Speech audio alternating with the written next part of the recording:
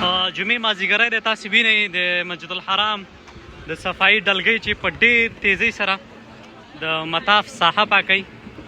نو ماشاءالله ډېر په کمو دقیقو کې چې دی لګیا دي او ځایونه صفا کوي او داسې په ورو ورو سره مخکې ځي.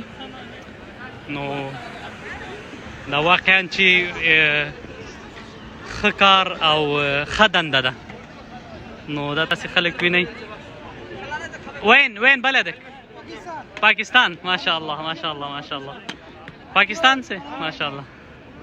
نو دغه زیاتره زموږ د پاکستان خلک پکې دي. ملتان. السلام علیکم مدیر، کیف حالک؟ بخیر ما شاء الله الحمد لله الحمد لله.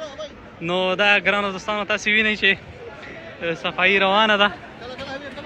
نو مازدیګری دی.